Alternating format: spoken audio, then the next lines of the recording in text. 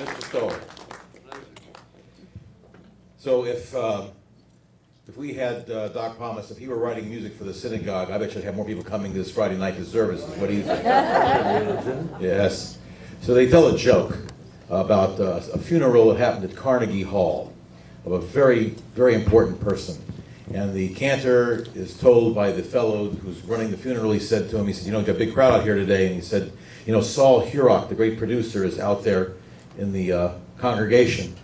And he opened the funeral with Melancholy Baby, which was the, you know, it reminds me of the... Yeah. So, when did you first meet Doc Pomus? The first time I met him, I had been aware of him, as I think I mentioned in the film, from listening to late at night to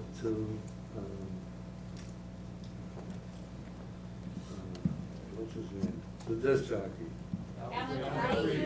No. Symphony said thank you. And singing "Alley, Alley, Alley," so good to me, about the pants shop. But the first time I met him, Jerry and I had come into New York. Although I'm from New York originally, Jerry and I had some trips to New York after we met in LA, and we went up to Atlantic Records, and that's where I first met Doc. And Doc was standing, you know, he had his braces on and his crutches. We kind of, you know, hit it off. I told him about how much I remembered him from my childhood listening to Symphony Sid.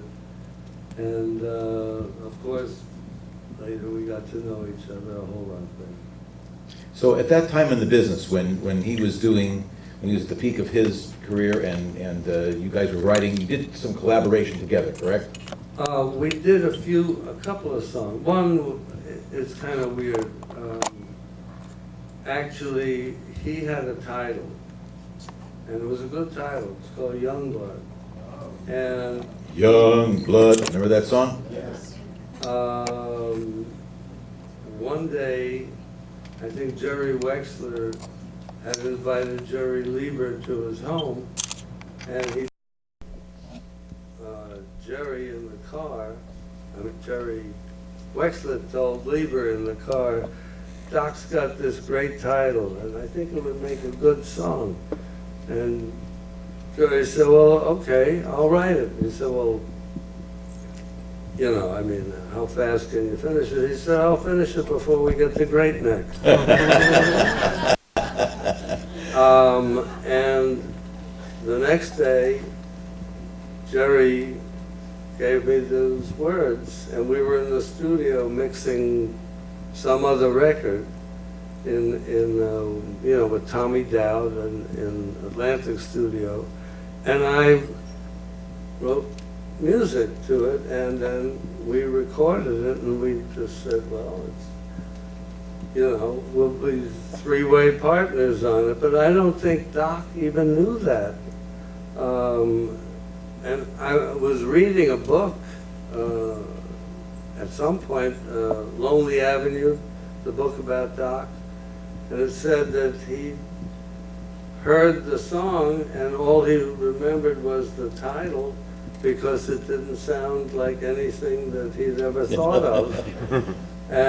But then he saw that all three of our names were on it. Who covered that tune? Youngblood. Well, we did it with the Coasters.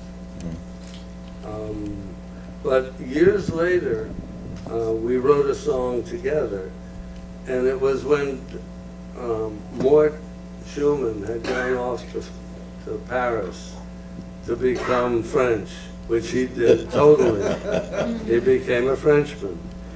And we got a call from Doc. We were on the 9th floor then in the Brill Building, and Doc was up at the Hill and Range office on the 11th. He said, why don't we write a song together for Elvis? And he was feeling, abandoned. And so we went up to the 11th floor and sat in the little office, and we wrote a song. It'll come to me, the title, in a moment.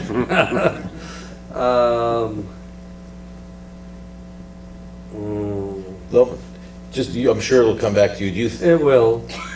So the Brill Building, how much creativity do you think that the proximity of all that talent in one place had in terms of the growth of, let's say, Doc and others? I don't know. It's weird that there were so many songwriters in and around 49th and Broadway, between 49th and 51st and Broadway, which is where the building where Alden Music was, with Carole King and Jerry Goffin and Cynthia Weil and Barry Mann, and then in the Brill Building there was Doc and Morty and Hal David and Burt Bacharach, and we were there too. So when you came out here, did the center of the talent pool change much when the business, or more of the business, moved out to Los Angeles? Oh, you mean after that? Yes, let's period? say the 60s, yeah. Well, it was very different. First of all, when the New York scene, everybody was bumping into each other. Ideas were floating, Blues groups were rehearsing in the men's room because rhythm and blues groups, because of the echo from the tile walls, and people were, sometimes going from the top floor of the Brill Building and knocking on doors and working their way down. Sometimes they'd sell the same song twice to different publishers. Right, Artie? Hey, there's Artie Butler. A lot of talent in this room this evening. Artie was in the Brill Building too. And it was a community that was very fond of each other. They didn't always love each other, but there we were. We were all percolating in the same area. And at night, after the 9 to 5 or 9 to 6 or 11 to 6, whatever, or noon to 6, people would hang out at Alan Dick's Steakhouse. All the songwriters, all the music publishers, all the A&R people from the different record companies, all drinking, putting each other down, and so on and so forth. It was a real community. Was there much interaction at that time between the world of musical theater composers and the song composers? Not a great deal, no. They must have gone to a different bar.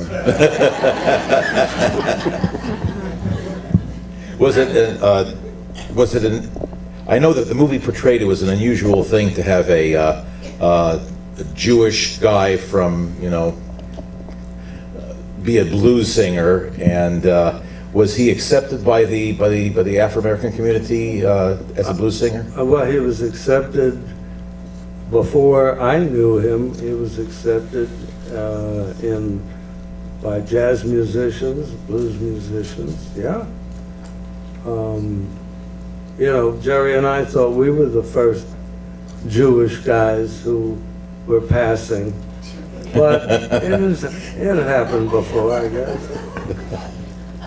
And would you say that, so his influence on, he seems to, by the way, the movie deserves another round of applause. It was a fantastic Absolutely. documentary. I love that And it seems to me that when you see how he so easily went from genre to genre, when you talk about going from the late 40s, and then you see what he did in the latter part of his career, the sounds, the genre, the way the music takes on, the rhythmic patterns, the melodic lines. You do hear some similarities in some of the melodic lines in some of the songs. Yeah, but, you know, Mort was a wonderful composer, and they were a fantastic team. And, you know, when we were producing the Drifters, although we wrote some songs for them, we would put the call out, and our first call would be Doc and Morty, and Bert and Hal, and of course the guys at Alden Music. So we just for a second, let's just divert from the writing of the song. So you did a lot of producing of music. Yeah. In those days, I mean, today we have a very sophisticated method of producing. It means you can take someone who basically has a small amount of voice, let's put it that way, and run them through Pro Tools, this tools, that tools. You can make them sound. You can tune them. You can tune them. Yeah. You can detune them. You can have them sing a line, and we composite it 15 different ways, and sounds pretty bad compared to most good music. Here, we have one microphone. Stereo doesn't come in until, what, the late 50s, early 60s? Well, it was more than one microphone, but there was only one track when Jerry and I started producing records. It was mono. And, but until we got to New York, because the strange thing was some of the large studios were expanding to not only 2-track, but even 4-track. But we were working 8-track at Atlantic because Tommy Dowd had one of the 3 8-track machines in existence. Les Paul had one, and the Navy had one. That was it, those 3. But we used those multiple tracks frequently, as if it was really going for broke. In other words, every time we said, okay, take one, it was going for broke. It was everything at the same time. And we had the ability with the 8-track machine to touch up a vocal or a background vocal section. But the rest of the band that was it. And if it was a great take and a wrong bass note, so what? It felt good, and you know, that's what it was. And then doing a lot of Doc and Morty songs, for example, with the Drifters, other people too, but we did a lot of their songs, and I'm very proud of having produced all of those wonderful songs. Save the Last Dance for me, especially. A great And those were done 4-track, and we had large orchestra and so on, and we would have to combine, for example, maybe the background voices with strings on one track, because we always kept the lead singer alone. And then we could, if we wanted to change one phrase, we could punch it in on the same track. And but there's something about the fact that all the musicians, all the percussion, and everybody was going at the same time, and that's how we made those records, and that's why they still feel good. Totally. If you listen very carefully, you have to really be proud of the type of work, because it's not where you had 16 chances to hit one, to hit one high G or a high C, or you could put the strings in and do it to the click track where, you know, everybody, and no one is there except the guy who you're working with, or you have one guy sitting at a synthesizer doing, you know, 16 different parts. But we also had great singers. I mean, great lead singers, like especially Benny King, who left the Drifters at a certain point because they were on salary, the Drifters, and if they had a big hit, they didn't get any more. They were on salary to do performances and to do records. And if they did have a big hit, they'd find out that there was another Drifters singing the same songs all over in different places. So the managers would have 6 sets of Drifters out. But then he got wise and he got a manager, and they asked us if we would record Benny as a single artist. We said sure. And the first session we did had 2 big hit songs on it, Spanish Harlem and Stand By Me. Wow. An A and a B side or 2 A's? No, those were 2 A's, and at the end of the session, Jerry Wexler and Ahmet Erdogan, who were very dear and close friends, were very angry with us because we'd gone an hour overtime. And that was heavy with an orchestra that size.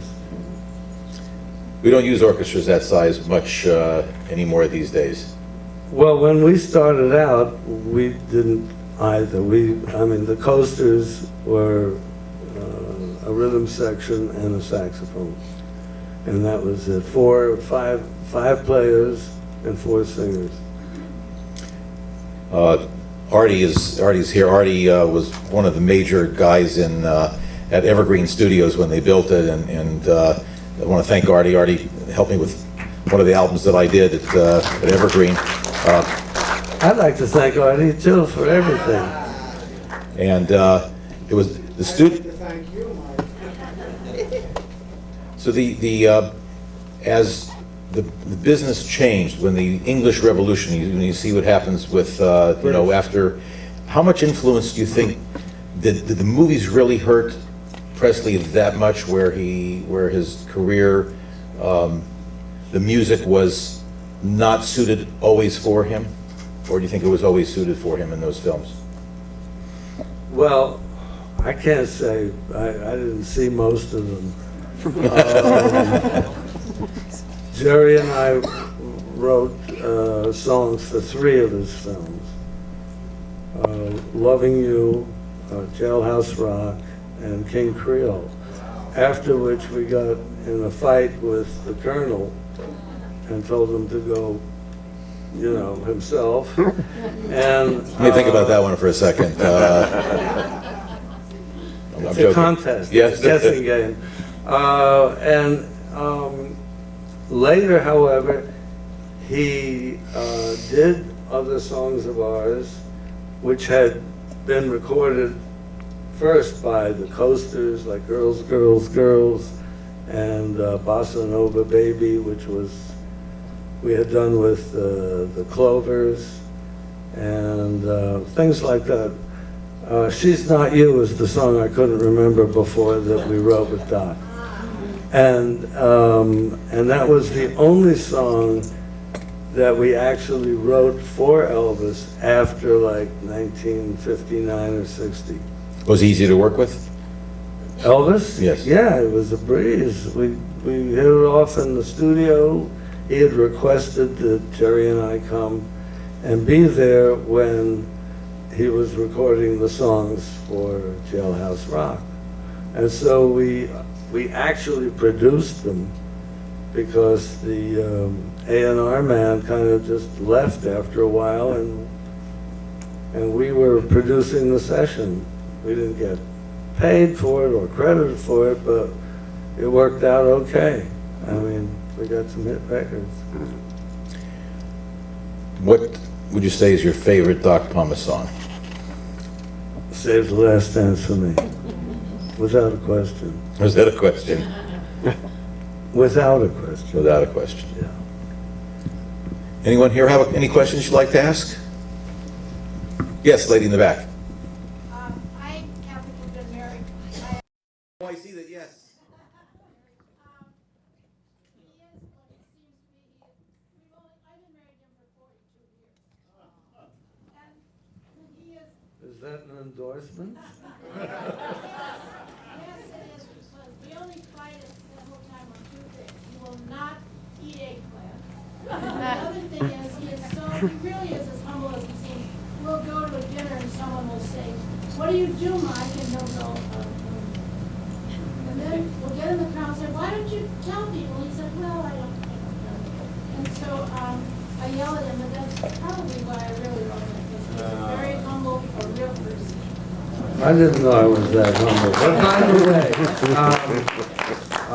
my wife is a very, very gifted, talented jazz musician, pianist, harpist. She's not a bad singer either. But we were thinking about some of those parties that Doc had. And I remember on one of the parties, Corky and I went to 72nd Street to hang out and have some fun. And Big Joe Turner was there, and he started to sing, and Corky was playing piano for him, and it was really great. Yes, the back. Did Yak show up in the studio much?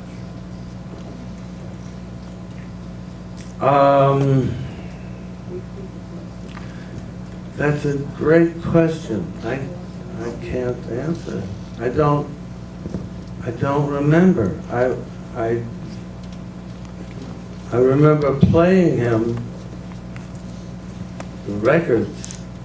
I don't remember if we played them for him in the studio, because where we recorded most of them was at Bell Sound Studios. Artie Butler worked there. In fact, we kidnapped him from Bell Sound Studios. But it was hard to get up there because of a lot of stairs and a very skinny elevator. So I can't remember if Doc came up to hear the playbacks or if we played them for him on acetates. Good question. Yes. Hi, I'm David. I'm here with two very talented songwriters. We write together, and it's just, I wanted to say thank you because this is just a wonderful opportunity. And my question is, how has your relationship with songwriting changed over the years, both in terms of your personal relationship to songwriting and also how you regard the songwriters of today? Would you repeat the question, please? I'm sorry.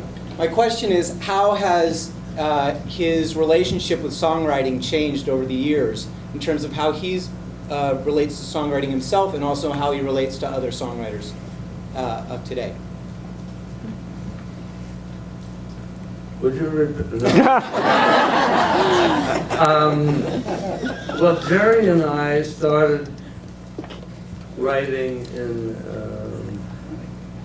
when we just met each other and decided we were going to write songs. I would jam at the piano, just start jamming blues, and Jerry would walk around and he would shout out words, phrases, anything that came into his head.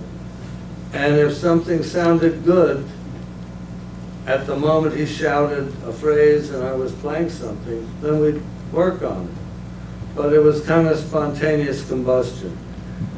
Later, little by little, he would start, writing 4 lines, and then I'd set it to music, and then we'd work on it. Or I would write 12 bars or 8 bars of music, and he would work on that. As time went on, eventually it was more of, I'd write a whole tune and he would write words to it, or the other way around. But my relationship to writing songs, I feel very, in general, divorced from popular records, popular music. And so one of the things that I prefer to do is write for theater. Oddly enough, Jerry and I always wanted to write for theater, write a book show. And oddly enough, our first Broadway show was a collection of our songs from the 50s and 60s, and with no book at all. But I am still working on a show that I started with Jerry a number of years ago, and I'm working with somebody in England now, long distance. I'm trying to get the book and all the songs put into what we call a book Broadway type musical. And I enjoyed that very much. I enjoyed that process. Yeah. Seems like half the songs written by the Drifters are written by Schumann and Pomus and half by Leiber and Stoller. How did that evolve? Well, we produced them.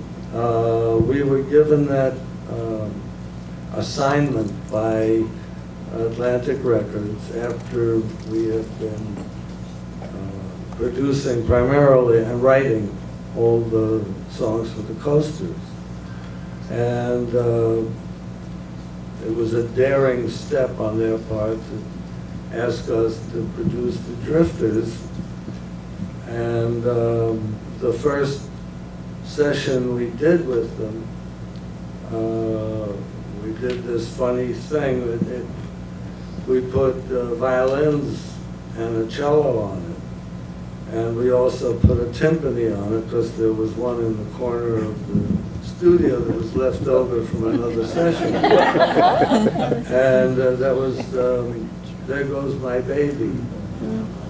They didn't want to release the record. Jerry Wexler went apoplectic. He said, sounds like you got 3 stations playing at the same time. You're wasting our money. This is garbage. And eventually, they put it out anyway, and just took off. And then they gave us all the additional sessions to do, but they were concerned about the amount of money we'd spend, because suddenly we were hiring not only 4 fiddles and a cello, but a full string section with cello, violas, first and second violins, percussion, you know, like 8 to 12 percussionists, et cetera, et cetera. So sometimes we had a hit and sometimes we didn't. We have time for none. One more question. One last one. Okay, I wanted to know, did you continue to produce the Drifters after Benny left and when Rudy Lewis came in, or were they then turned over to Carole King and Bernie?